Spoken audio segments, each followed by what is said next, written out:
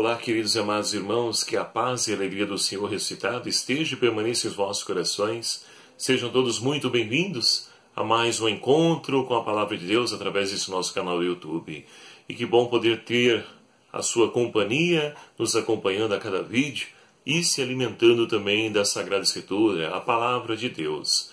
Chegamos então hoje, neste domingo, dia 22 de outubro de 2017, ao 29º domingo do tempo comum, Dia Mundial das Missões. A igreja então hoje faz a coleta para a evangelização e também nos convida a abrir o coração para podermos então compreender a importância, a dimensão da igreja que é missionária por excelência. E assim então convido você a tomar comigo a liturgia proposta para hoje. Na primeira leitura nós temos então o profeta Isaías, capítulo 45, versículos de 1 a 4, depois versículo 6. O Salmo responsorial, o Salmo 95. A segunda leitura extraída aí da primeira Tessalonicenses, capítulo 1, versículos de 1 a 5b. E o Evangelho proposto para hoje, a qual convido você a tomar comigo, o Evangelho de São Mateus, capítulo 22, versículos de 15 a 21, que vai nos narrar o seguinte: Naquele tempo, os fariseus saíram e fizeram um plano para apanhar Jesus em alguma palavra. Mandaram seus discípulos, junto com alguns partidários de Herodes, para perguntar: Mestre, sabemos que és verdadeiro e que ensinas o caminho de Deus segundo a verdade. Não te deixes influenciar por ninguém, pois não olha a aparência das pessoas. Dize-nos, o que pensa? É permitido ou não pagar o imposto a César?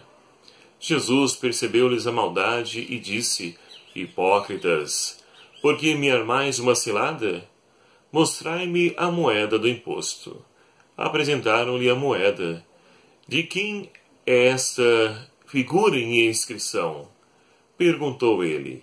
De César, responderam. Ele então lhes disse: Devolvei, pois, a César o que é de César e a Deus o que é de Deus. Ouvindo isso, eles ficaram assombrados e, deixando Jesus, foram embora. Palavra da salvação. Glória a vós, Senhor. Caríssimos irmãos e irmãs, chegamos então ao Dia Mundial das Missões, dentro desse 29º domingo do tempo comum.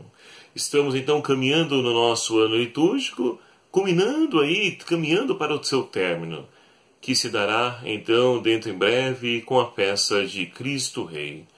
E nesse mês então de outubro, nós somos convidados pela igreja a podermos então tomar conhecimento, consciência da importância da missão na vida da igreja.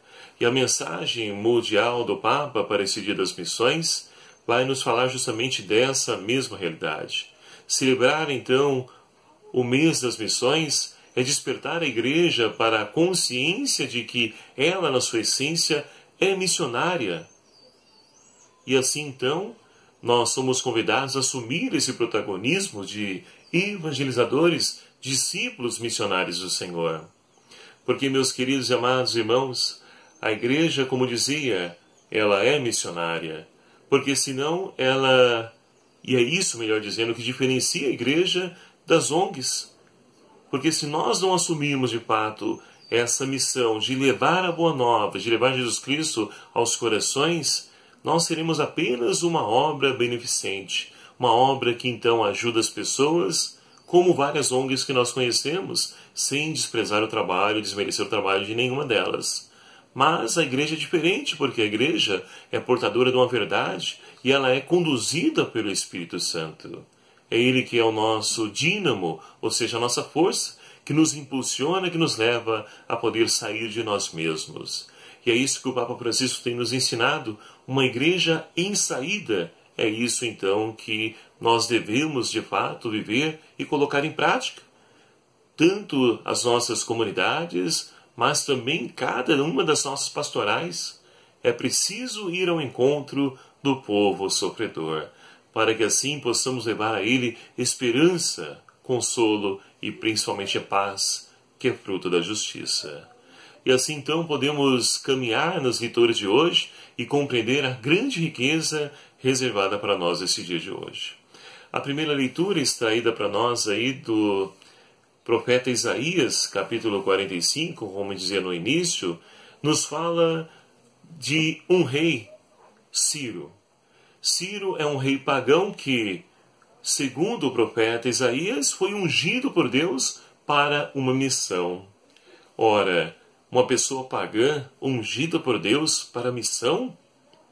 Deus então aqui se revela a todos. Ele se utiliza de tudo e de todas as maneiras para poder então libertar o seu povo.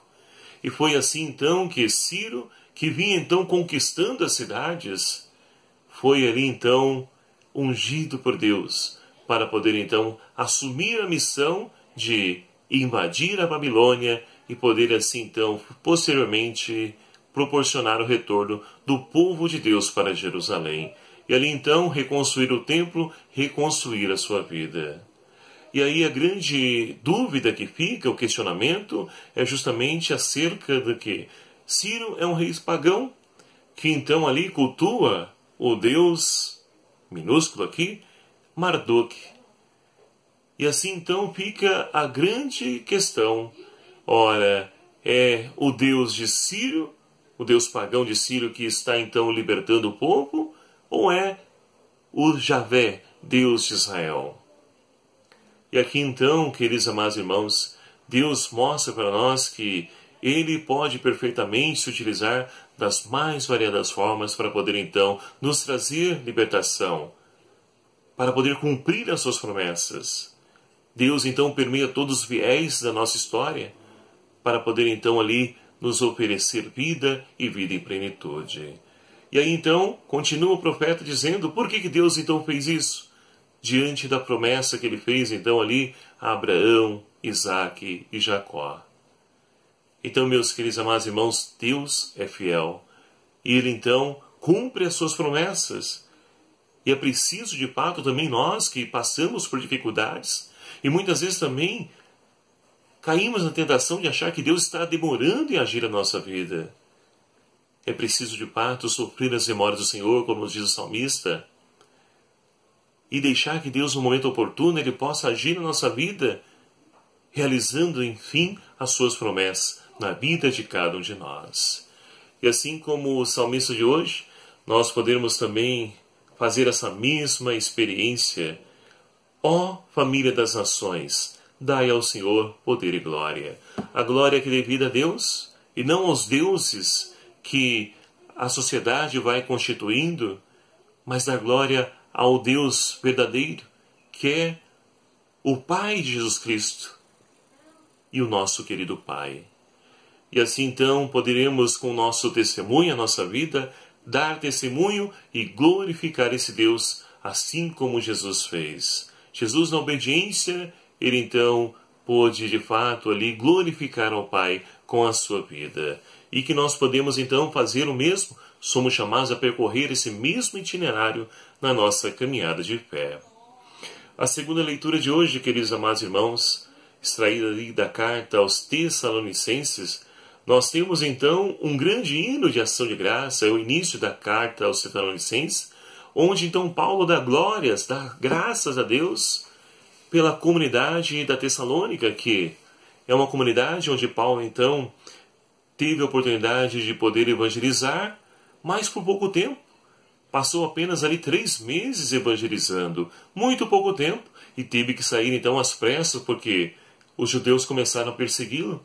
Ele certa noite então foge e vai embora e fica preocupado com essa comunidade, que não teve aí um tempo oportuno, hábil, para poder então assimilar a verdadeira riqueza do Evangelho, mas que de coração acolheram essa boa nova. E ali então Paulo, ele envia os seus parceiros para que possam então ali, de fato, dar continuidade à missão a qual ele iniciou no meio da comunidade, ou seja, de evangelizar, de anunciar esse Deus vivo e presente que em Jesus Cristo entregou a sua vida e nos trouxe então vida e vida em plenitude, que nos trouxe salvação. Então é esse o conteúdo da mensagem anunciada à comunidade, que acolhe de bom coração, de coração aberto e deixa-se então iluminar pela palavra de Deus. E assim Paulo então glorifica, porque agora fica sabendo que a comunidade não se desviou dos caminhos do Senhor, mas se manteve fiel a esse mesmo propósito. Paulo, como verdadeiro exemplo de missionário, nos ensina como devemos agir na nossa missão, de podermos ser protagonistas de uma nova história. E no Evangelho de hoje, meus queridos amados irmãos, ele nos situa em Jerusalém, local então onde vai desenrolar o grande confronto final entre Jesus e todos os judeus. Se de um lado nós temos então os dirigentes judeus, instalados nas suas certezas e também nas suas preconceitos, recusam temerosamente acolher a proposta do reino. E aí se dá então esse grande embate entre Jesus e as autoridades religiosas, ou seja, os anciãos, os partidários de Herodes, como nós ouvimos no Evangelho, os fariseus, todos eles então decidem recusar essa proposta do reino. E assim então, para ilustrar essa situação, Jesus conta 3 parábolas que nós estamos acompanhando aí nos domingos que nos antecederam. Onde na primeira nós tínhamos então o filho que disse sim, aquele homem, o pai que chama os 2 filhos para poder então trabalhar na vinha. O primeiro diz sim, ou melhor dizendo, o primeiro diz não, mas depois se arrepende e vai. O segundo diz sim e não vai. Ou seja, tudo aquilo para poder então fazer menção às autoridades religiosas, aos judeus que são os primeiros chamados a poder acolher a Boa Nova, mas rejeitaram essa proposta, enquanto os pagãos não. E assim então, nós temos a segunda parábola, onde nós temos os vinhateiros maus que tiveram a ousadia de matar o filho da vinha, onde o fazendeiro arrendou ali a vinha para os trabalhadores e depois chegou no tempo oportuno, veio para colher e receber os frutos, e eles matam os servos e por fim matam até mesmo o filho. Mostrando, queridos amados irmãos, que justamente estes vinhateiros que arrendaram a vinha são as autoridades religiosas, que não acolheram então aqueles que foram enviados pelo Pai, ou seja, os profetas, e depois o Filho Jesus Cristo, chegando a matá-los. E na terceira nós comparamos então os convidados que foram ao banquete e rejeitaram o convite, como nós ouvimos no domingo passado. E assim então nós podemos perceber que as autoridades religiosas são aqueles que foram convidados para esse grande casamento de Deus com a humanidade, mas rejeitaram porque estavam ali então fechados no seu orgulho, no seu bem-estar, no seu status quo. E assim então não acolheram, rejeitaram o convite. Mas o Senhor estende esse convite para todos aqueles maus e bons. Porque o Evangelho, a salvação é para todos. E Deus não quer que ninguém fique de fora. Mas para que possam então ali adentrar, é preciso estar vestido com o traje da justiça, da paz, ou seja, é preciso viver os valores evangélicos. E são os trajes que, de fato, nós somos convidados a trajar para adentrar esse grande banquete, essa grande festa preparada pelo nosso Deus. E aí, queridos amados irmãos, podemos entrar no Evangelho de hoje, onde então nós temos as autoridades religiosas, esses mesmos que estão rejeitando essa proposta, o anúncio do reino, vêm colocar Jesus à prova para poder então matá-lo. E ali então perguntam para ele, faz todo um discurso bonito: bom mestre, sabemos que tu não olha a aparência das pessoas, mas o ser humano, enfim, cheio de lábias para poder então ali pegar Jesus. E perguntam para ele, é lícito ou não em pagar imposto a César? E Jesus então percebe a armadilha, porque se ele diz que não, ele se dá mal, porque ali então os do Império Romano iriam instigá-lo, dizer que ele está instigando então a revolução, iriam prendê-lo. E se ele diz então que é lícito, os revolucionários, ou seja, cujos zelotas fazem parte desses grupos dos revolucionários na época de Jesus, iriam então ali dizer que Jesus está a par, ou seja, é conivente com a exploração exercida pelo Império Romano. E aí Jesus sai disso brilhantemente. Ele vai dizer então, dai-me aqui uma moeda. De quem é essa figura que está escrita aí? De César, disseram eles. Então dai a César o que é de César e a Deus o que é de Deus. Ou seja, queridos amados irmãos, Jesus está dizendo que nós, enquanto cristãos nesse mundo, não podemos então nos omitir diante das nossas responsabilidades no bem comum. É preciso então pagar os impostos. É preciso sim então ali cobrar também as autoridades, aqueles que estão no poder, para que possam então ali usufruir desse bem em favor do povo e não para o bem próprio. E aqui está a grande diferença nos dias de hoje, porque as pessoas elas pagam os impostos, mas veem toda essa verba de ser desviada para os bolsos, para outras áreas que não é o fim a qual ela foi destinado. E ninguém faz nada. Todo mundo é omisso, é conivente com esse tipo de atitude. Então Deus quer sim que nós paguemos nossos impostos, mas também que nós então, como profetas que somos, assumamos nosso compromisso de cobrar que essa verba seja destinada e vá para aquele fim a qual então ela foi ali gerada. E do outro lado também Jesus está dizendo que dai a Deus o que é de Deus. É claro que a vida do ser humano, ele não tem uma inscrição. Ou seja, ou melhor dizendo, no nosso batismo, nós recebemos sim uma inscrição na unção do peito, onde então nós somos ungidos no nosso peito como sinal de pertença a esse Deus. Essa é a nossa inscrição que faz de nós pertencentes a Deus, ou seja, a nossa vida é de Deus. Então devemos devolver essa vida, dar essa vida a Deus. E como dar essa vida a Deus? É simples, doando através dos nossos irmãos mais necessitados, dos sofredores, doando-nos no anúncio do Evangelho, na luta pela justiça, pela paz. É assim que nós vamos então devolver a Deus aquilo que lhe é, ou seja, que lhe pertence à nossa própria vida. E assim então, vivendo nesse mundo, vamos também ali colaborar com o bem comum, pagando nossos impostos, exigindo que eles sejam aplicados para aquela finalidade. E assim então, meus queridos amados irmãos, o reino de Deus vai acontecendo no meio de nós.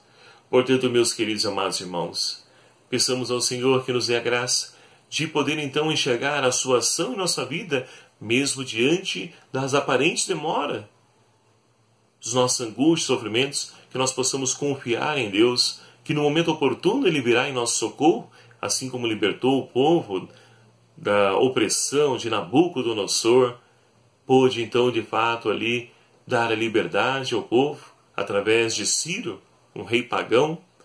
Que Deus também age em nossa vida e nos socorra em nossas necessidades, para que assim então possamos também nós, como a segunda leitura de hoje nos mostra, acolhendo essa verdade que é a palavra de Deus, que nós possamos então dar testemunho, colocar em prática todos esses ensinamentos, e assim então Deus possa ser percebido na vida de cada um de nós, na nossa comunidade de fé, para que assim possamos então dar a Deus aquilo que lhe é, de fato, a nossa vida, que lhe pertence, e possamos então caminhar, enveredar por esse mundo, transformando essa realidade, fazendo com que o reino de Deus se cumpra no meio de nós. E que o Espírito Santo de Deus seja a nossa força, e Maria Santíssima, ela interceda por cada um de nós. Louvado seja o nome do nosso Senhor Jesus Cristo, para sempre seja louvado. Muito obrigado a você, meu querido e amado irmão, que faz parte dessa nossa família, desse nosso canal do YouTube. E você que ainda não faz parte dessa família, que não se inscreveu ainda no nosso canal, não perca a oportunidade, antes de finalizar esse vídeo, clique aqui em inscrever-se, venha somar conosco, ajude-nos a evangelizar, a sermos missionários, compartilhando, divulgando esse canal, para que a palavra de Deus alcance os corações de tantos irmãos que precisam fazer o seu encontro pessoal com Cristo. E que Deus então abençoe você na sua infinita misericórdia, Ele possa olhar todas as suas necessidades, seja elas temporais e atemporais, por intercessão de Nossa Senhora Aparecida. Abençoe-vos Deus Todo-Poderoso, o Pai, o Filho e o Espírito Santo. Amém. Muito obrigado aqui por cada um de vocês e até o próximo vídeo, se o Senhor assim nos permitir. Espero por você.